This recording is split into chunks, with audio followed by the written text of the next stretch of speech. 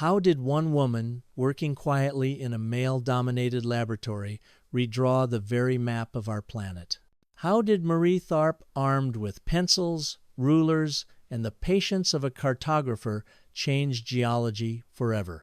The question still lingers in classrooms, museums, and among geologists who remember the seismic shift her work unleashed. For centuries, scientists believed the ocean floor was largely featureless, a flat, barren expanse of mud, rock, and silence. The continents, they thought, were immovable, ancient fixtures upon the Earth's crust. And yet, beneath the waves, a hidden world existed, mountains taller than Everest, valleys deeper than the Grand Canyon, and scars across the seabed that told a story of unimaginable power. This hidden story would remain invisible, unseen, unimagined, until Marie Tharp gave it shape. Her maps were not just lines on paper.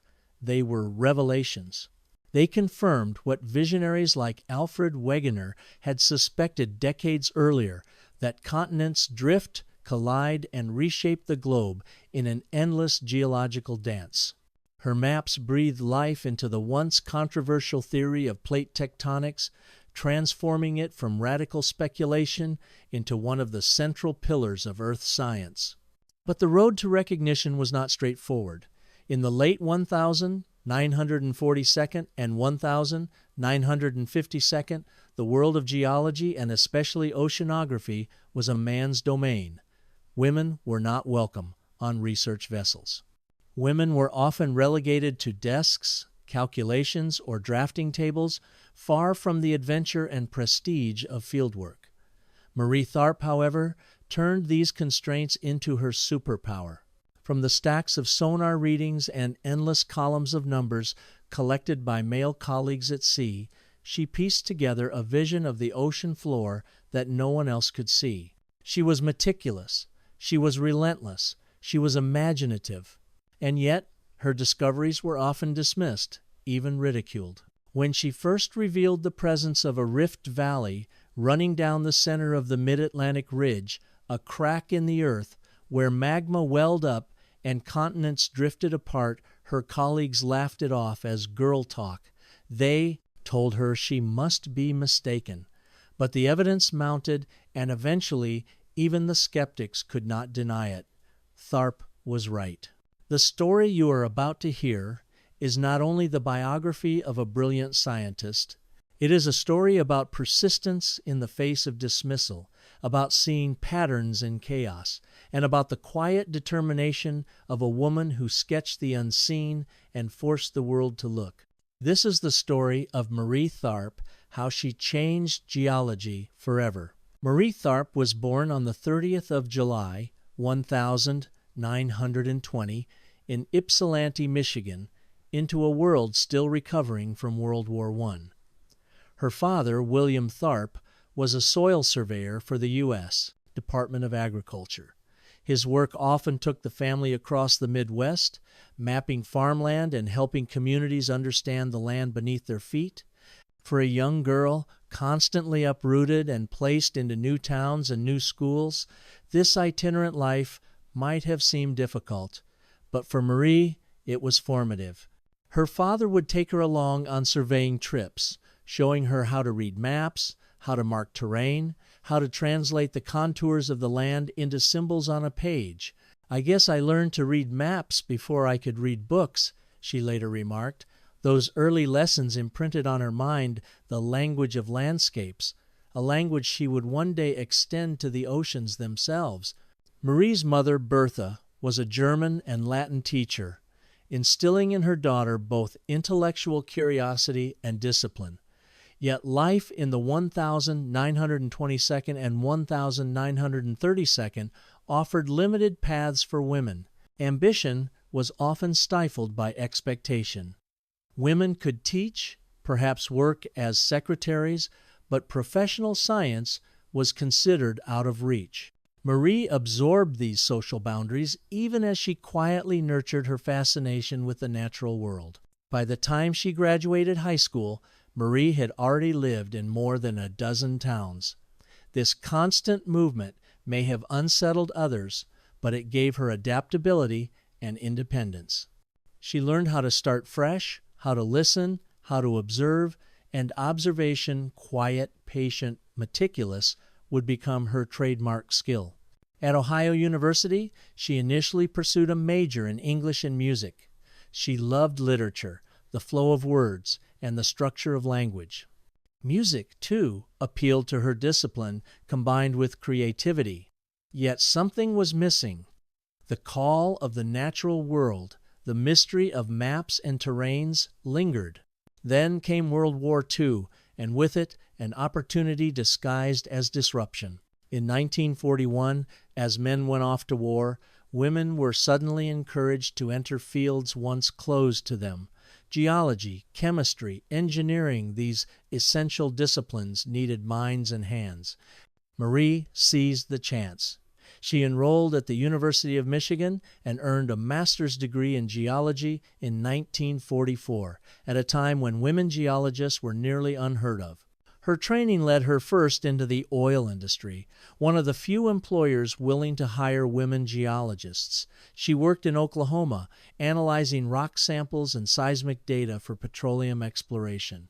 It was precise work, demanding attention to detail, but it felt hollow. Extracting oil was not her passion. The thrill of discovery lay elsewhere. Her path would soon shift toward New York City, toward the Lamont Geological Observatory, and toward the uncharted oceans that would define her life. By the late 1942, the world was in flux.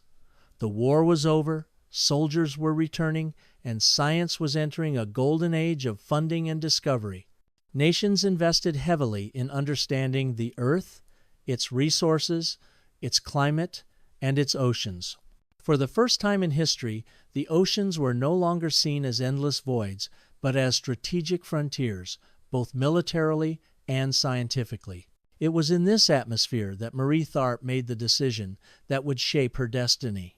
She left Oklahoma and the oil fields behind, traveling to New York in search of something more intellectually fulfilling. There she enrolled in graduate programs in mathematics and eventually found herself drawn to the Lamont Geological Observatory, today known as the Lamont Doherty Earth Observatory, a newly established research center under Columbia University. Lamont was buzzing with energy. Founded in 1949 by Maurice "Doc" Ewing, the observatory was dedicated to the emerging field of oceanography. The Cold War spurred the U.S. Navy to pour resources into mapping the seafloor. Submarines required accurate charts. Undersea communication cables demanded knowledge of terrain. Yet little was known about the vast underwater world. At Lamont, Marie was hired initially to draft maps and analyze data, a role considered appropriate for women, who were still largely excluded from shipboard expeditions. While her male colleagues went to sea, dragging echo-sounding instruments across the Atlantic and Pacific, Marie remained behind with stacks of numbers. These numbers, columns upon columns of depth, soundings might have appeared meaningless to many. To Marie, they were pieces of a hidden puzzle. It was here that she met Bruce Heisen, a young geologist fresh from Columbia. He was ambitious, brilliant, and somewhat brash. Heisen had access to the data collected on expeditions, and he needed someone to help him interpret and visualize it. Marie, with her training in geology, mathematics, and drafting, was the perfect collaborator. What began as a professional arrangement soon developed into one of the most productive partnerships in 20th century earth science. Heisen provided the field data and energy. Tharp provided the vision and the patience to piece it together. But in those early years, it was anything but glamorous. Marie worked in a small, sparsely furnished office at Lamont, surrounded by rolls of graph paper and mechanical pencils. She would take long sheets of echo-sounding data, essentially sonar readings of ocean depths measured at regular intervals, and plot them by hand onto large drafting tables. Each line represented a profile of the ocean floor beneath a ship's track. Slowly, laboriously, she began connecting these lines across the Atlantic. What emerged stunned her. Instead of flat, featureless plains, she saw mountain ranges, vast underwater ridges stretching thousands of miles. Even more surprising, running down the center of the Mid-Atlantic Ridge was a long, narrow valley, a rift valley, unlike anything geologists had imagined beneath the sea. The first time she showed this to Bruce, he laughed. "Girl talk," he dismissed. The term carried both condescension and disbelief. A rift valley in the middle of the Atlantic? Impossible, he thought. The oceans could not be tearing apart. The very idea echoed Alfred Wegener's long-dismissed theory of continental drift, a hypothesis most American geologists considered nonsense. Marie, however, trusted the data. She redrew the profiles again and again, checking for errors. The Rift Valley was real. The seafloor was not fixed, it was moving. The Rift Valley and The Birth of a Revolution, approx. 3,000 words. At the time, the idea that continents moved was still considered heretical. Alfred Wegener had first proposed continental drift in 1912, suggesting that continents once formed a supercontinent called Pangaea before drifting apart. His evidence, fossil records, matching geological formations across oceans, and the jigsaw fit of continents was compelling but incomplete. He lacked a mechanism. How could continents move across solid rock? Critics dismissed his theory as fantasy. By the 1942nd and 1952nd, a handful of geophysicists were reviving the idea, but mainstream geology clung to the belief in static continents. To accept movement required a wholesale rethinking of Earth's dynamics. Marie Tharp's maps threatened to do just that. The Rift Valley she mapped was more than a depression in the ocean floor. It was a scar, a crack, where the Earth's crust was pulling apart. Such a feature aligned perfectly with what one would expect if new crust were forming and pushing continents apart. It was, in other words, the smoking gun for seafloor spreading. But convincing the scientific establishment would not be easy. Marie knew her position was precarious. She was a woman in a field dominated by men. Her role was still officially draftsman, not scientist. To argue too forcefully risked dismissal, so she let the maps speak. She expanded her work, connecting Atlantic profiles into a continuous seafloor portrait. The Mid-Atlantic Ridge, with its Rift Valley, snaked like a seam down the ocean. When she and Heisen presented the findings, skepticism persisted. But in 1957, a breakthrough came from an unexpected source. Earthquakes. Seismologists mapping earthquake epicenters found that they aligned precisely with the Rift Valley. Wherever the ridge cut across the ocean floor, tremors followed. This independent confirmation silenced many critics. What Marie had drawn by hand was not imagination. It was reality. The implications were staggering. If the Atlantic Ridge was spreading, then Wegener had been right all along. Continents do drift. And if they drift, then the Earth itself is a dynamic, restless planet, constantly reshaping its surface. Marie Tharp had provided the missing link in one of the greatest scientific revolutions of the 20th century, the acceptance of plate tectonics. The Atlantic Ocean had always seemed, to human imagination, an endless expanse of water, featureless, unknowable. For centuries, sailors had crossed it blind to the topography beneath their hulls.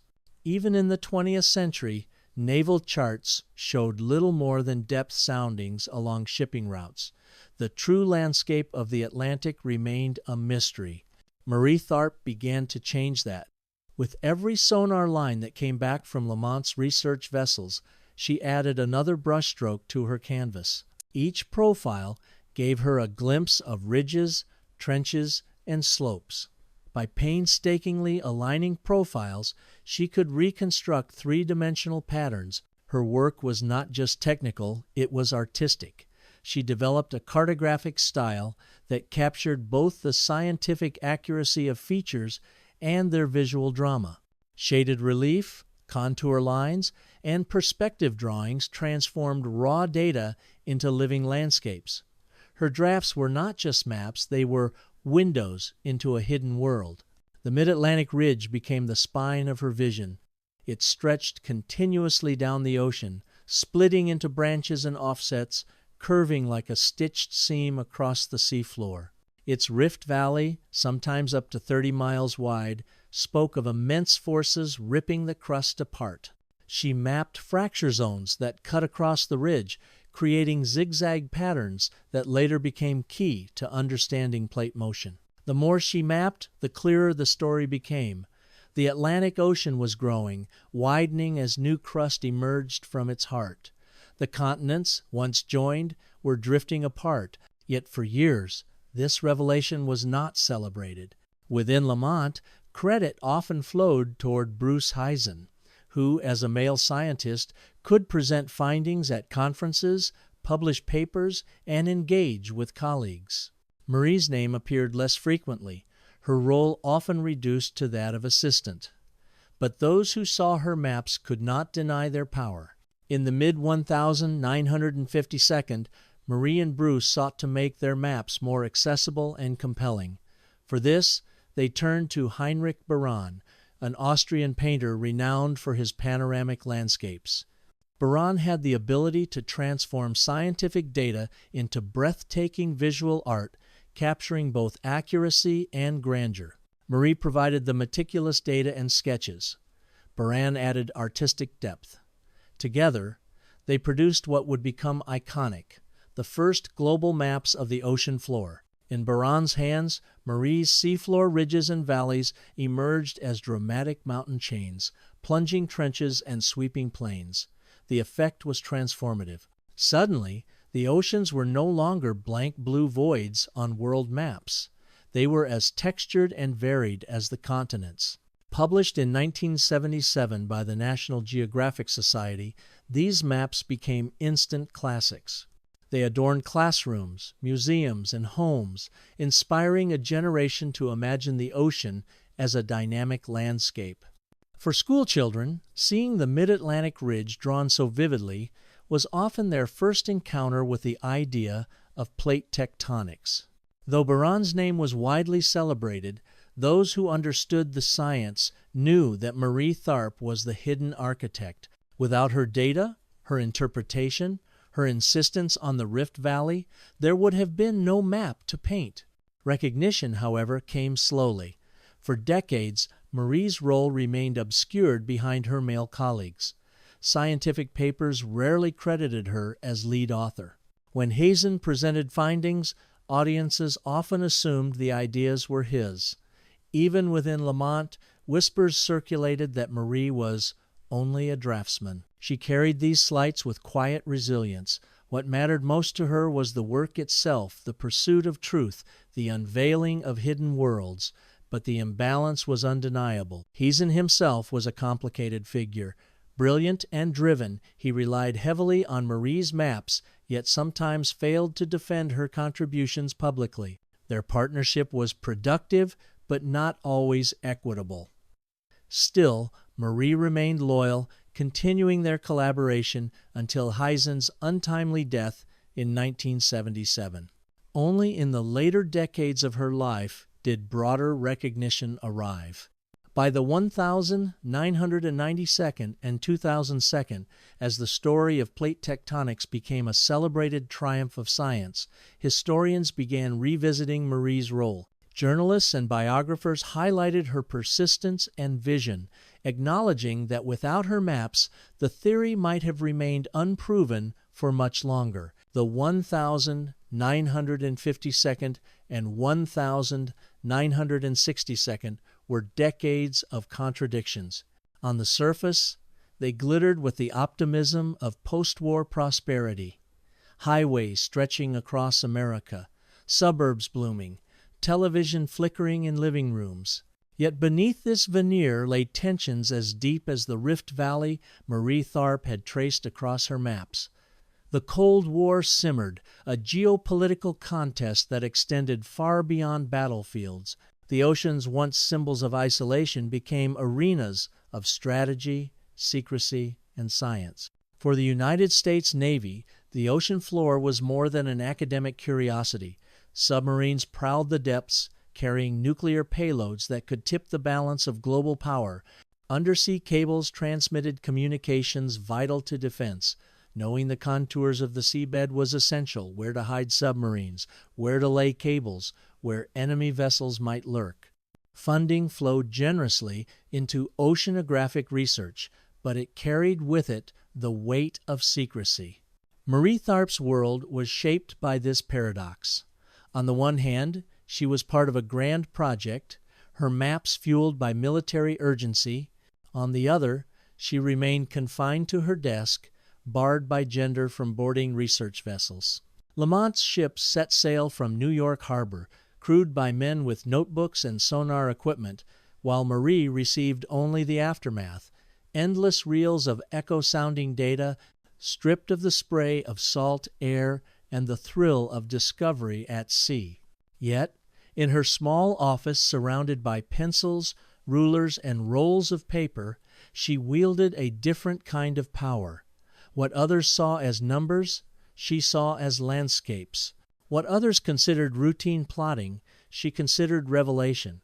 In the silence of her drafting room, she became an explorer, not with boots on deck, but with imagination and relentless precision. Her collaboration with Bruce Heisen deepened during this period. Bruce, bold and energetic, thrived in the competitive environment of Cold War science. He was often the face of their partnership, presenting findings at conferences, networking with peers, and courting Navy contracts. Marie, meanwhile, worked in the shadows, her hands steady as she traced ridges, valleys, and fracture zones. Their partnership was symbiotic, one in the spotlight, the other in the workshop, but the imbalance of recognition weighed heavily. Despite this, Marie remained motivated by the enormity of the story unfolding beneath her pencil. Every new line, every curve on the map added to a growing realization: the Earth was not static. It was alive, restless, reshaping itself in ways humans had scarcely imagined. The more she mapped, the more undeniable the pattern became. The Mid-Atlantic Ridge was not unique.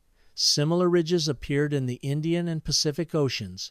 Rift valleys cut through them, just as they had in the Atlantic. Earthquakes and volcanoes aligned with these scars. It was as if the planet itself had been stitched together by a network of seams, constantly pulling and pushing. By the early 1962, the pieces began to converge into a unifying theory: plate tectonics. Geophysicists like Harry Hess proposed that new crust formed at mid-ocean ridges and spread outward, carrying continents with it. Magnetic striping on the seafloor, discovered by Canadian researchers Vine and Matthews, offered independent confirmation. Alternating bands of polarity preserved in basalt recorded the history of Earth's magnetic reversals. Together with Marie's maps, the evidence formed an overwhelming case. What had once been dismissed as girl talk was now the cornerstone of a revolution. And yet, even as the scientific world shifted, Marie's personal life remained curiously quiet. She lived simply, never marrying, never seeking fame. Friends described her as independent, reserved, but with a dry wit that surfaced in small gatherings. She was not one to seek confrontation, yet her persistence was unshakable. She let her work, not her words, challenge the status quo. Outside Lamont, the world was changing too. The women's rights movement was gaining strength, demanding equality in workplaces and universities. Marie did not march in the streets, but her presence at the drafting table was itself an act of quiet defiance. In a field where women were told they did not belong, she remained, year after year, producing maps that redefined Earth science. The 1962 culminated in a climax of recognition and tragedy. In 1967, Marie and Bruce released detailed maps of the Atlantic, their ridge and valley system drawn with breathtaking clarity. Scientists around the globe studied them, students pored over them, and the vision of a dynamic Earth became mainstream. Plate tectonics, once heresy, was now taught as fact. But behind the triumph was tension. Bruce Heisen, increasingly entangled in the classified world of Navy projects, found himself under pressure. His reliance on Marie's cartographic genius was absolute, yet the lines of credit remained blurred. When he died suddenly in 1977 of a heart attack while aboard a research vessel, Marie was left with both grief and a legacy to steward. Their partnership, productive and fraught, had ended. The maps remained. In the decades that followed, Marie continued her work, archiving, refining, and ensuring that the story of the ocean floor would not be lost. Recognition finally began to catch up. Awards, honors, and belated tributes arrived. Universities invited her to speak. Journalists profiled her as the woman who mapped the ocean floor. The world began to understand that behind every sweeping ocean panorama was Marie Tharp, alone at her drafting table, seeing what no one else could. The year was 1977. National Geographic unveiled a map unlike any ever published before a sweeping panorama of the entire ocean floor, rendered with dramatic color and perspective. Mountains rose, trenches plunged, ridges zigzagged across vast basins. For the first time in human history, the hidden two-thirds of our planet had been revealed in living detail. The credit line read, Heisen-Tharp Map of the World Ocean Floor. But those who knew the story understood. The vision belonged to Marie Tharp. In classrooms across America, children unrolled posters of the map and gasped. The ocean was no longer a flat expanse of blue. It was alive, textured, dynamic. Teachers explained the mid-Atlantic ridge, the trenches of the Pacific, the fracture zones that sliced across basins. The theory of plate tectonics, once controversial, now had a vivid image to anchor it in the imagination of millions. For scientists, the map was more than art. It was evidence. It synthesized decades of data into a coherent whole, confirming what seismology, magnetism, and geology had been suggesting. But for ordinary people, it was a revelation of wonder. Suddenly, the Earth felt larger and more mysterious, its greatest secrets hidden beneath the waves. Marie Tharp had become, without fanfare, one of the most influential mapmakers in history. The release of the World Ocean Map coincided with a cultural shift. The 1,972nd were marked by environmental awareness books like Silent Spring, and events like the first Earth Day in 1970 reminded humanity of its fragile relationship with the planet. Space exploration had shown us the blue marble of Earth from afar. Marie's maps showed us the scars and seams beneath its oceans. In both cases, perspective was transformative. Seeing Earth from orbit made people realize its unity. Seeing the seafloor in detail made people realize its dynamism. For oceanographers, Marie's maps became essential references. For explorers, they suggested new frontiers. For artists, they became sources of inspiration. The ocean, once invisible, had entered the collective consciousness. While her maps reached millions, Marie herself remained quiet, almost reclusive. She never sought celebrity, rarely appeared in public forums, and preferred the solitude of her work. Friends described her as modest, witty in private, but never one to push herself into the limelight. She lived simply in New York and later in South Nyack, her life revolving around her maps, her archives, and her cats. She had a circle of close friends but never married. Some speculated that her devotion to her work left little room for a conventional domestic life. Others believed she preferred independence, unburdened by expectation. Marie herself gave few interviews, but when she did, her words carried the clarity of someone who knew exactly what she had accomplished. "I was just doing my job," she would say. Yet behind that humility was quiet pride. She knew she had changed geology forever. Recognition, however, lagged. For decades after the 1977 map, her name remained overshadowed by her male colleagues. In textbooks, plate tectonics was celebrated, But the woman who drew its maps was barely mentioned. Conferences passed with little tribute. It was only in the 1992nd and early 2002nd, as historians of science revisited the origins of plate tectonics, that her role began to shine. Journalists wrote feature stories about her, dubbing her the woman who discovered the backbone of Earth. Universities invited her to speak. Awards trickled in late, but meaningful. In 1997, the Library of Congress and the Woods Hole Oceanographic Institution recognized her as one of the most important cartographers of the 20th century. In 2001, she received the Lamont Doherty Heritage Award. Each recognition felt like the world catching up to what she had known all along. What defined Marie more than brilliance was persistence.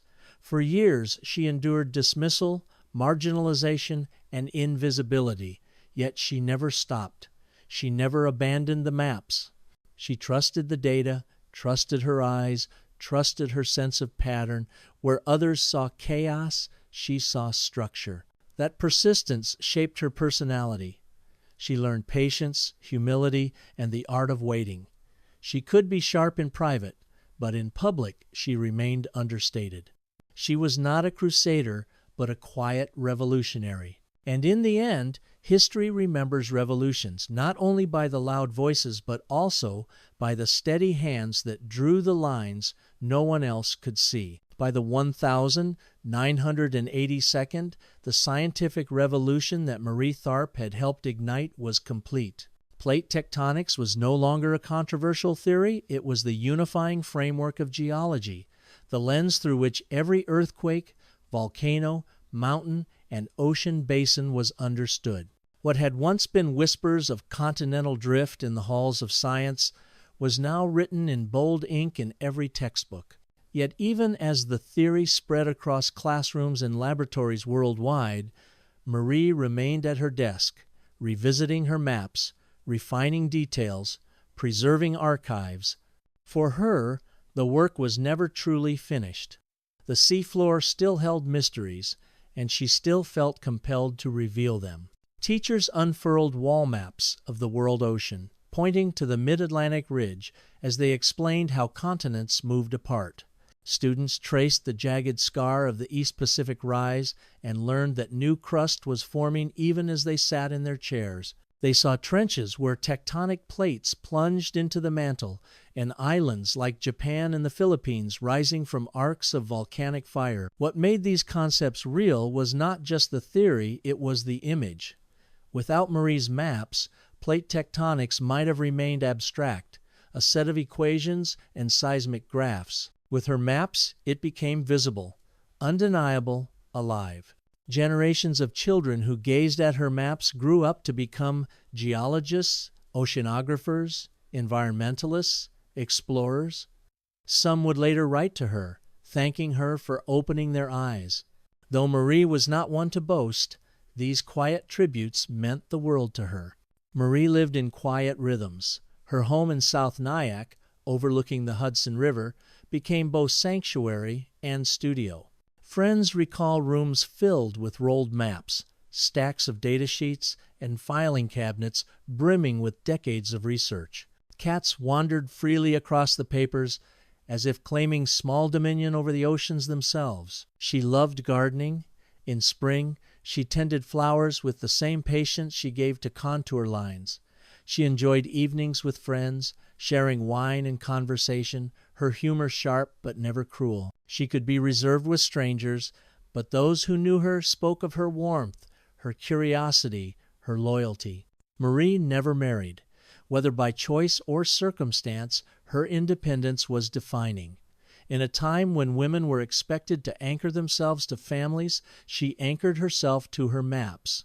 Some saw sacrifice, Mary saw freedom. The passing decades also brought reflection.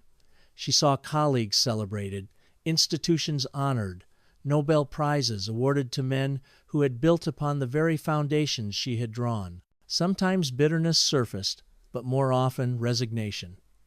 "That's how it was," she would say, acknowledging the era's limitations. And yet recognition did come slow, delayed, but powerful. Invitations arrived for lectures.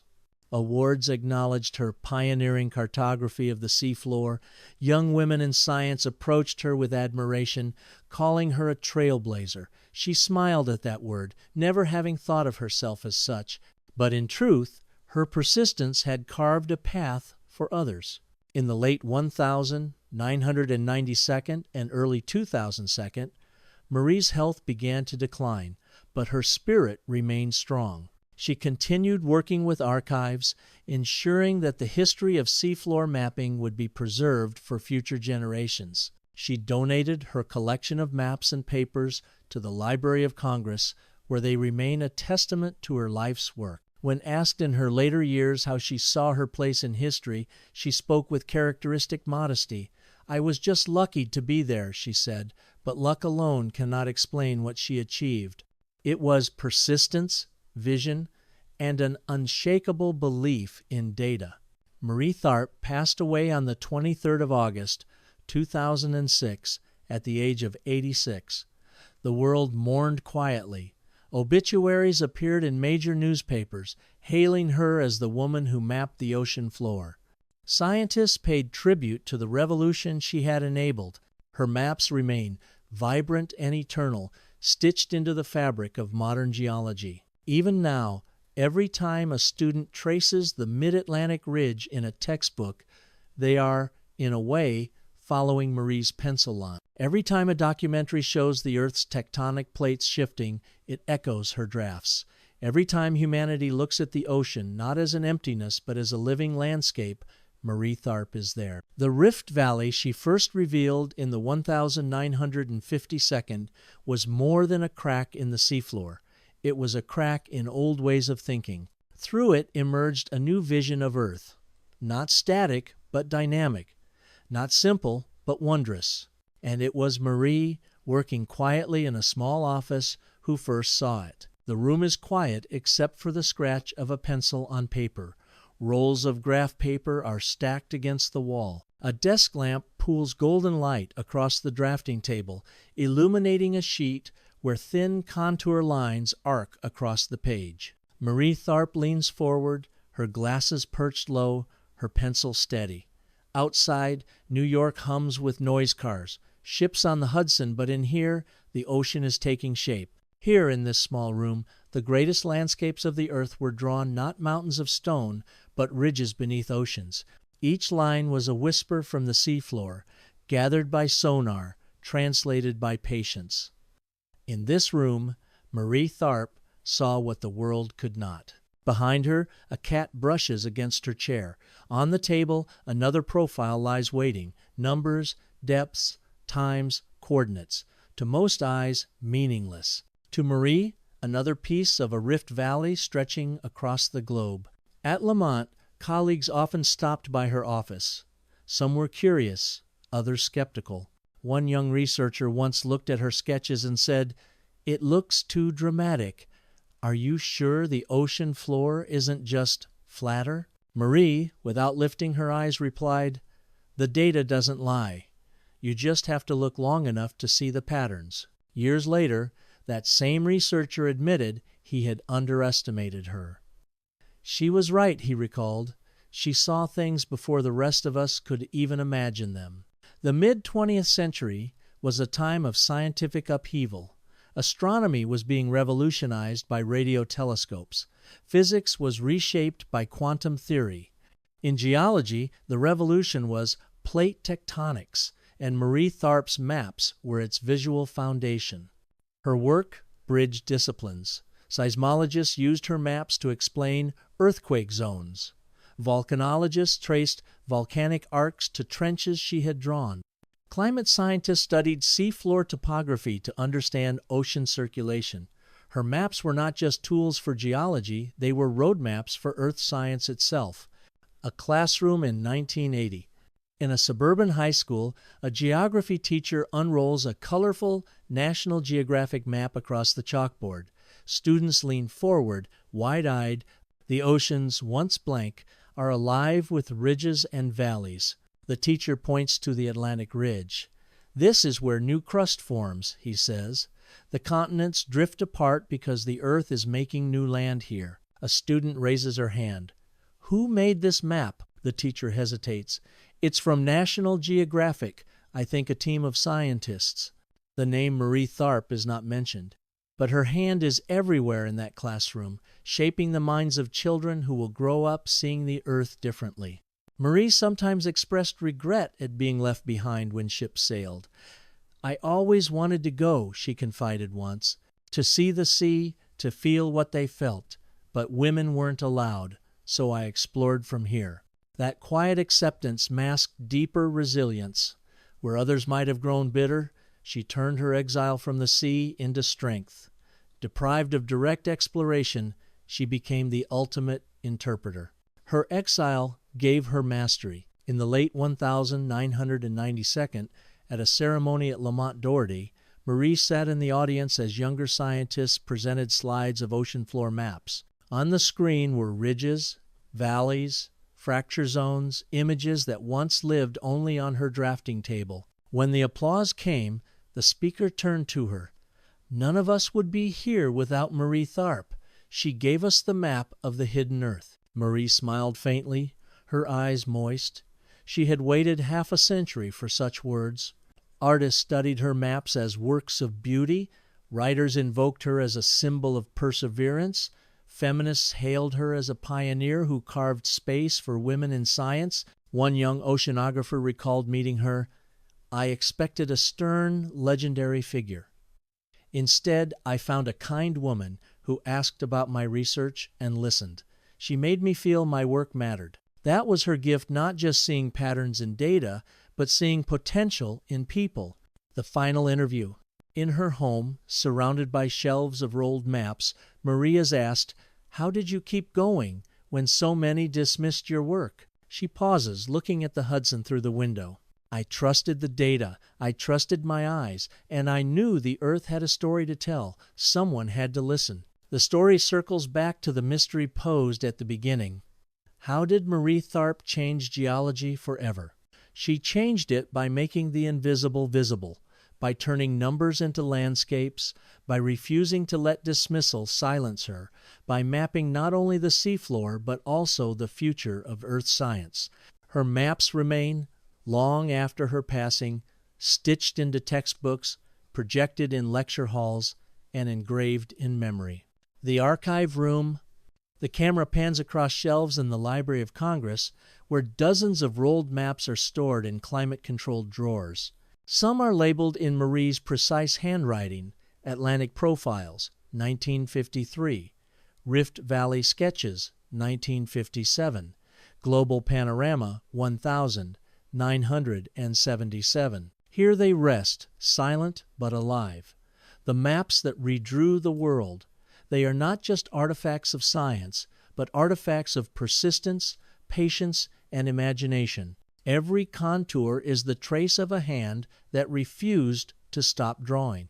An elderly scientist, one of Bruce Heisen's former students, sits for an interview. She was always in the background, he says softly.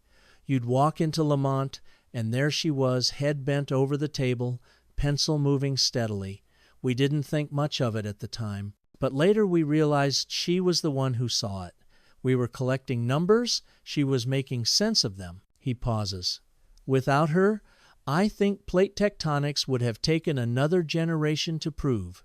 Marie's days often followed a rhythm. She rose early, sometimes walking along the Hudson before heading into the observatory. She carried notebooks everywhere, jotting quick sketches. At home, her cat sprawled across the floor while she reviewed drafts. She loved crossword puzzles, seeing them as miniature versions of her maps, patterns hidden in chaos. On Sundays, she sometimes invited a small circle of friends for tea. They remembered her sharp humor. One recalled, "We were complaining about traffic. Marie just laughed and said, 'Try mapping the seafloor. Then you'll know what real traffic looks like, mountains colliding, continents crashing.'" In the late 1982, a group of graduate students visited her home. They expected to find a retired scientist, distant and intimidating. Instead, she welcomed them with coffee and cookies and began showing them original map drafts. One student remembered, "She unrolled this enormous Atlantic map across her dining table. It took up the whole room. She pointed at the Rift Valley and said, 'This line here, that was the hardest to convince people of, but it was the most important.' I realized then that history was sitting right in front of me at a dining table with crumbs and cats." Marie's maps did more than support plate tectonics, they inspired explorers. Deep-sea expeditions in the 1972nd and 1982nd used her charts to guide dives. Submersibles like Alvin confirmed the Rift Valley and hydrothermal vents. What Marie had drawn in pencil, explorers later filmed in glowing video: black smokers, entire ecosystems thriving in darkness. Astronomers, too, looked at her work for analogies. Planetary scientists studying Mars and Europa borrowed techniques from seafloor mapping. Marie's vision of hidden landscapes helped humanity imagine other worlds. In 1999, a science journalist interviewed her at her South Nyack home. He described the setting: shelves overflowing with rolled maps, sunlight falling on stacks of paper, and Marie in a simple sweater, speaking with calm authority. She talked about the oceans as if they were old friends, he later wrote. Not abstract features, but companions she had come to know intimately through lines and numbers. She could describe a fracture zone the way someone else might describe a mountain trail. Although she rarely raised her voice, Marie embodied defiance simply by staying. Many women left science after facing barriers. She remained. Each year she stayed at Lamont. Each map she completed was an act of resistance. When asked late in life if she considered herself a feminist, she replied carefully, "I didn't think of it that way. I just thought of myself as a scientist who had a job to do. But if my staying helped others, then I'm glad." The script recreates a dramatic visualization: the ocean floor rising in three-dimensional animation, ridges glowing, trenches plunging. For centuries, the ocean floor was silent. Through Marie Tharp, it spoke. Its ridges told of creation, its trenches of destruction, its fractures of movement. She gave it a language of lines, and in doing so, she gave Earth a new voice. Awards arrived slowly but meaningfully. The Lamont Doherty Heritage Award in 2001 placed her name alongside the greats of geology. The American Geophysical Union began citing her as a pioneer. Students, once unaware of her, now studied her as part of history. One young woman scientist, upon meeting her, said, "You showed us that it was possible to see what others overlooked. That is what I carry with me." Marie, with a smile, replied simply, "Keep drawing." The camera lingers on her home office, left much as it was, a drafting table with worn edges, a pencil cup filled with sharpened stubs, a chair with faded cushion. Great revolutions are not always born in laboratories or aboard ships. Sometimes they are born in quiet rooms, where persistence becomes vision, and vision becomes truth. How did Marie Tharp change geology forever? By revealing the unseen, by trusting the data when others dismissed her, by turning the ocean from an empty blue into a world of mountains and valleys, by showing that even in silence, one person can redraw the planet.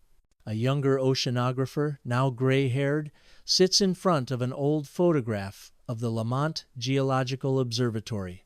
"She was always at that table," he recalls. "You could walk down the hall at midnight and the light would still be on in her office. I once asked her why she worked so late. She said, 'Because the ocean doesn't sleep.' That stuck with me all these years. The ocean doesn't sleep, and neither did Marie. In the quiet hours, when the world outside moved on, Marie Tharp listened to the numbers. In their rhythm, she heard the heartbeat of the planet." In the 1962nd, as plate tectonics gained ground, symposiums celebrated the revolution. Names like Harry Hess, Vine, and Matthews, and Bruce Heason filled the programs. Marie's was often absent. She once confided to a friend, I didn't need applause, but I wanted the work to be respected. That was enough. Still, the omission weighed heavily. For decades, her role was tucked into footnotes, her name hidden in small print. Recognition would take half a century to arrive. Marie had quirks that endeared her to friends. She collected pebbles from riverbanks, arranging them in jars labeled by year. She loved German poetry, sometimes reciting Rilke under her breath while working. She had a taste for strong coffee, always brewed in a dented percolator she refused to replace. One colleague joked, "If you wanted to find Marie, follow the smell of coffee and the sound of pencils." The screen shows animated sonar lines scrolling across a 1,950-second paper roll. Numbers tick upward and downward. Each ping of sonar was a voice from the deep, thousands of them, meaningless alone. But Marie connected them, and when the lines were joined, a valley appeared unmistakable, undeniable. A rift in the earth itself. Cut to Marie, imagined in archival recreation, holding up a profile to Bruce Heisen. Heisen shakes his head. "It can't be. It looks too much like continental drift." Marie answers, steady but calm. "It's not what it looks like. It's what it is." Marie's maps crossed from science into culture. National Geographic prints found their way into living rooms and classrooms worldwide. Artists painted oceans with newfound depth. Writers invoked her imagery to describe invisible truths, emotional rifts, hidden valleys of the soul. In literature of the late 20th century, metaphors of the seafloor often echoed Marie's discoveries. A poet once wrote, "She drew mountains where there was silence and valleys where there was denial." Though the poem did not name her, its inspiration was clear. By the 1,982nd and 1,992nd, more women entered geology and oceanography. Many cited Marie as inspiration. Dr. Sylvia Earle, the famed ocean explorer, once said, "Marie Tharp made it possible to see the ocean as never before. She gave us the maps to dream with." Graduate students often visited her, nervous and eager. She listened to them carefully, often ending conversations with the same advice: trust the data. Don't let anyone tell you otherwise. A quiet evening, an imagined reconstruction. Marie sits by her Hudson River window at dusk, the sky painted with shades of orange and purple. She holds a glass of wine, maps spread across the table. Outside, the tide shifts with the moon. She whispers to herself, "The earth is always moving." The camera lingers, then fades. When the 1,977 World Ocean Map appeared, few people realized the depth of Marie's role. Yet, for countless children, it was their first encounter with the living earth. Decades later, many recalled the awe of unrolling that map, tracing ridges with their fingers, imagining continents drifting. A geologist interviewed in 2002 said, "I became a scientist because of that map. It was pinned on my bedroom wall for years. It felt like a secret world, and I wanted to be part of it." Marie did not dive in submersibles, but explorers who did carried her maps. When Alvin discovered hydrothermal vents in 1977, it confirmed her rift valleys were not just scars, they were engines of creation. Life itself thrived there, in ecosystems unknown before. She mapped the cracks, and from those cracks, life poured forth. In revealing geology, she also revealed biology, a reminder that discovery never ends where you expect it. In retirement, Marie began sketching for herself. Not just oceans, but imagined landscapes, dreamlike valleys, ridges intertwined with forests. Friends said she merged her cartography with her inner life. One sketch bore the caption, "Not drawn from sonar, but from memory." It showed a rift valley merging into a mountain she had hiked as a child. The two worlds, land and sea, had finally become one on her page. After her death in 2006, a friend spoke at her memorial. She never sought fame, she never raised her voice, but she left us the earth itself redrawn. That is more than fame, that is immortality. Marie Tharp lived in a century of noise wars, revolutions, upheavals. Yet she made her mark in silence, in patience, in lines drawn across paper. She did not conquer the sea by sailing it, but by listening to it, and through her maps the earth spoke. At the beginning we asked a question: how did one woman, in a small office, redraw the very map of our planet? How did Marie Tharp change geology forever? The camera dives beneath the waves. The seafloor rises in digital animation, mountains, trenches, ridges. Then, slowly, Marie's hand-drawn lines overlay the image, showing how her maps anticipated every curve. The answer lies not in one discovery, but in a lifetime of persistence. Archival recreation, reels of sonar paper spilling across a desk, numbers printed in endless columns. Marie sorts them, one by one, into patterns.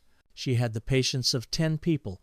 None of us wanted to sit with those numbers. She did, and she found a world hidden in them. Clips from classrooms in the 1,982nd, 1,992nd, 2,002nd, children unrolling maps, a teacher pointing to the Rift Valley, a globe spinning with tectonic plates drawn in bold. Her maps were not just tools of science. They were mirrors held up to humanity, showing us the earth in ways we had never imagined. They reshaped textbooks, inspired explorers, and gave children new worlds to dream of. Marie's home office is shown again: pencil stubs, coffee mugs, cats curled beside maps. She didn't need a ship. She had imagination.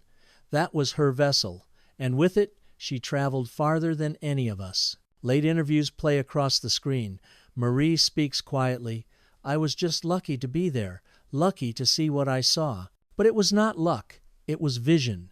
It was resilience in the face of dismissal. It was trust in data when others laughed. It was patience when recognition never came. It was belief in a story that the earth was trying to tell. The camera zooms outward from a small Rift Valley sketch to a full globe of tectonic plates. Today, plate tectonics is the foundation of earth science. Every earthquake modeled, every volcano explained, every mountain range traced it all, rests on the framework Marie Tharp helped build. Without her maps, the revolution would have been delayed. With them, it became undeniable. Footage of waves crashing against cliffs, stars reflecting on the ocean at night. Marie Tharp never commanded a ship.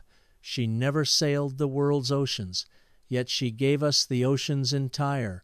She turned silence into language, numbers into landscapes, disbelief into proof. She taught us that the greatest discoveries do not always come from those who shout the loudest, but from those who draw the clearest.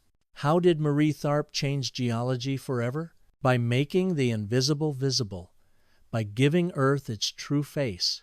The story of Marie Tharp does not end with her passing in 2006. In many ways it has only begun. Her hand-drawn lines still stretch across classrooms, museums, and textbooks. Her maps, once ridiculed, later revered, continue to whisper the hidden stories of the earth. And yet, even with recognition, there remains a quiet sense of loss. Loss for the years when her name was absent, for the silence that overshadowed her voice, for the voyages she was never allowed to take. She spent her life gazing at an ocean she was never permitted to sail. The irony lingers almost painfully. While men boarded ships to collect the numbers, Marie stayed behind, transforming those numbers into revelations. What would it have meant if she had stood on those decks, felt the salt spray, watched the sonar machines herself? Would her discoveries have come faster, her recognition sooner? Or was her exile from the sea precisely what sharpened her vision? There is a melancholy in imagining her late evenings at the drafting table, a lamp burning, the rest of the world unaware that history was unfolding beneath her pencil. She did not shout, she did not demand. She simply drew, and in those drawings she reshaped the science of the earth. Today, we speak of her as a pioneer, a visionary, a cartographer of the hidden earth. Yet part of her remains in shadow. just like the ocean floor before her maps. We will never fully know the quiet struggles, the private doubts, the unspoken sacrifices. That mystery lingers, an unfinished chapter, a silence that mirrors the abyss she maps so well. And perhaps that is fitting, for the ocean is never fully known. It keeps its secrets, even as we unveil them. Marie Tharp revealed more than anyone before her, but even she would admit the sea floor still holds mysteries. There are still ridges, trenches, and valleys waiting to be discovered, stories waiting to be told. The final image is not of Marie herself, but of her legacy. A young student unrolling a map, tracing the mid-Atlantic ridge with her finger, eyes widening with wonder. In that moment, Marie is present again, not in body, but in vision and inspiration. So the question lingers, unresolved yet eternal. How did Marie Tharp change geology forever? We answered it once by making the invisible visible, by giving Earth its true face. But perhaps the deeper answer is still unfolding. For as long as new generations dream with her maps, as long as the oceans continue to move beneath us, as long as invisible worlds await discovery, Marie Tharp's story is not finished. The camera pans out, away from the map, away from the globe, into the dark expanse of the sea. The screen fades to black, but the sound of sonar echoes softly, ping, ping, ping, reminding us that the Earth is still speaking and we are still listening. And somewhere in that silence, Marie Tharp's pencil still moves. Câu chuyện về một người phụ nữ phi thường, Marie Tharp, từ nghiên cứu bị chế giễu đến thay đổi địa chất mãi mãi. Marie Tharp đã thay đổi địa chất mãi mãi như thế nào? The Story of an Extraordinary Woman. Marie Tharp. From Ridiculed Research to Changing Geology Forever. How did Marie Tharp change geology forever?